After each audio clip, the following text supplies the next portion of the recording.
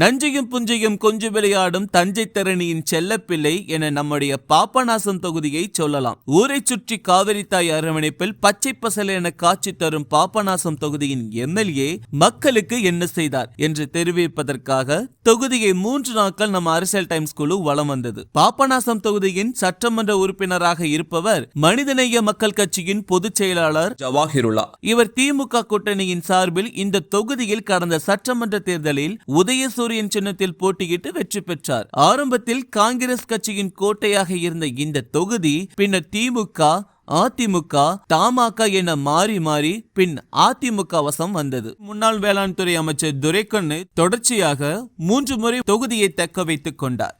அவர் மறைவிற்கு பின்பு தொகுதி திமுக கூட்டணி வசம் வந்தது. இங்கு போட்டியிட்டு வெற்றி பெற்ற சட்டமன்ற உறுப்பினர் ஜவாஹிருல்லா என்ன செய்துள்ளார் என்பதை அந்த பகுதி மக்களிடமே நேரடியாக சென்று கேட்டோம். இவர் தேர்தலில் போட்டியிடும் போது கொரோனா தொற்றால் பாதிக்கப்பட்டு மருத்துவமனையில் தான் இருந்தார். இருப்பினும் திமுகவினர் கடும் உழைப்பால் இவர் சட்டமன்ற உறுப்பினராக மாறினார். அதற்கு பிறகு நன்றி சொல்வதற்கு கூட அவர் தொகுதிக்கு செல்லவில்லை. தொகுதியில் எத்தனை கிராமங்கள் உள்ளது, எவ்வளவு மக்கள் தொகை உள்ளது என்பது கூட அவருக்கு தெரியுமா என்பது தெரியவில்லை என்கின்றனர் மக்கள். ஜவாஹிருல்லா எம்எல்ஏ ஆகி 5 ஆண்டுகள் ஆன நிலையில் சொல்லிக் கொள்ளும்படி ஒரு திட்டத்தை கூட பாபநாசத்துக்கு கொண்டு வரவில்லை. சட்டமன்றத்திலும் தொகுதியின் கோரிக்கைகளை குறித்து இவர் பெரியதாக பேசியதே இல்லை என்கின்றனர்.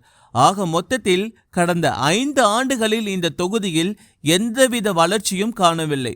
முன்னாள் அமைச்சர் துரைக்கண்ணு தொகுதிக்கு என்ன செய்து வைத்திருந்தாரோ அதேதான் இன்றளவும் தொடர்கிறது. பெயரளவுதான் ஜவாஹிருல்லா சட்டமன்ற உறுப்பினராக இந்த பகுதியில் இருக்கிறார். சட்டமன்ற உறுப்பினர் நிதியில் தொகுதிக்கு நலத்திட்ட உதவிகள் நிகழ்ச்சி துவங்கும் போது மட்டும்தான் சென்னையில் இருந்து பாபநாசத்திற்கு வருவார். அதற்கு பிறகு இவரை பாபநாசம் தொகுதியில் பார்க்கவே முடியாது. பாபநாசம் தொகுதி சட்டமன்ற உறுப்பினர் அலுவலகம் பல நாட்களாகவே மூடியதான் கிடக்கு.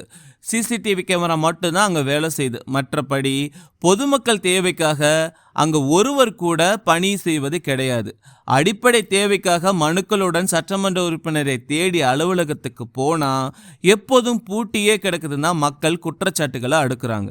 எப்போது சட்டமன்ற அலுவலகம் சென்றாலும் அவர் ஊர்ல இல்ல அப்புறம் வாங்க என்கிற பதில் தான் எப்போதும் வருது என பொதுமக்கள் சொல்றாங்க.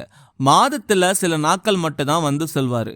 மற்றபடி எந்தவித வளர்ச்சியும் பாபநாச தொகுதி பெறல. ஊரை சுற்றி எண்ணற்ற கோவில்கள் இருந்தாலும் அப்பகுதிகளை எல்லாம் குப்பைகள் தான் அதிகம் இருக்குன்னு சொல்றாங்க. தலவரலாறு பெற்ற கோயில்கள், பள்ளிவாசல்கள் என ஊரை சுற்றி அலங்கரித்தாலும் அதையும் தாண்டி குப்பை கூடங்கள் தான் ஊர்ல அதிகமா இருக்குன்னு, அதனை சுத்தம் செய்வதற்கோ அது சம்பந்தமா முறையிடுவதற்கோ சட்டமன்ற உறுப்பினர் தொகுதியில் இருந்தால்தானே அவர்கள் அதனை சரி செய்ய முடியும். எப்போதுமே சட்டமன்ற உறுப்பினர் தொகுதியில் இல்லை என்கின்றனர். இந்த பணிகளை யார் செய்வாங்கன்னு பொட்டில் அடித்தார் போல மக்கள் கேட்கிறாங்க. இந்த ஆண்டு கனமழையால பாபநாச தொகுதியில விவசாய பயிர்கள் கடுமையாக பாதிக்கப்பட்டுச்சு. ஆனா விவசாயிகளுக்கு உரிய நிவாரணம் கிடைக்கல. இது பற்றி ஒரு வார்த்தை கூட ஜவாஹிருல்லா மூச்சு விடவில்லை. தொகுதியில இந்த பிரச்சனைகள்லாம் இருக்குது என்பது அவருக்கு தெரியுமா என்பதுதான் கேள்விக்குறியா இருக்கு. தஞ்சை மாவட்டத்தில் உள்ள மற்ற தொகுதிகளை ஒப்பீடு செய்து பார்த்தா பாபநாசம் தொகுதி சட்டமன்ற உறுப்பினர் ஜவாஹிருல்லா எங்களுக்கு கிடைத்த சாபம் என்றுதான் சொல்லுவோம். அடிப்படை வசதிகள் கூட இதுவரை எங்க தொகுதியில இல்லைன்னு தான் சொல்லணும்.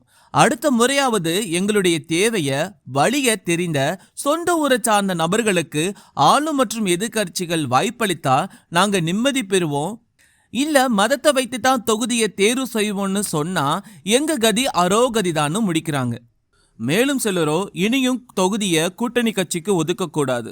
அது அதிமுக இருந்தாலும் சரி, திமுக இருந்தாலும் சரி, சொந்த ஊரை சார்ந்தவங்களை வேட்பாளராக தான் போடணும்னு, இல்லைன்னா இந்த நிலை தான் ஏற்படணும்னு சொல்றாங்க.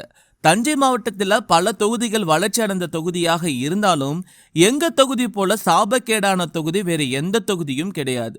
எங்க ஊரை சார்ந்தவர் சட்டமன்ற உறுப்பினராக இருந்திருந்தால் கண்டிப்பா எங்க குறைகளெல்லாம் தீர்க்கப்பட்டிருக்கும். குறைகளை சொல்வதற்கு ஆளாவது இருந்திருக்க கூடும். அதே நேரத்துல தொகுதியில சாலை வசதிகள், மின்சார வசதிகள், பள்ளிகளுக்கு நல்ல கட்டிடங்கள், பேருந்து நிலையம் மிக மிக மோசம். தண்ணீர் பஞ்சம் பல இடங்கள்ல தலைவிரிச்சு ஆடுது என பல குறைகளை தொகுதியில உள்ள மக்கள் அடுக்கிக்கிட்டே போறாங்க. தொகுதி மக்களின் ஒரு சிலரை தவிர அனைவரின் வாயிலும் எம்எல்ஏ இங்கு வர மறுக்கிறாரு, எம்எல்ஏ இங்க இல்ல என்பது மட்டும்தான் கதறலா இருக்கு.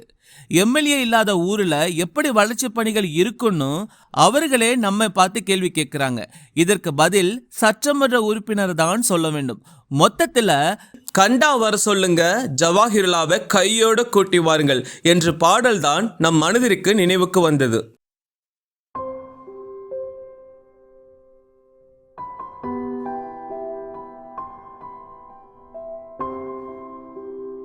இது போன்ற செய்திகளை உடனுக்குடன் தெரிந்து கொள்ள நம்முடைய அரசல் டைம்ஸ் யூடியூப் சேனலை சப்ஸ்கிரைப் பண்ணுங்க.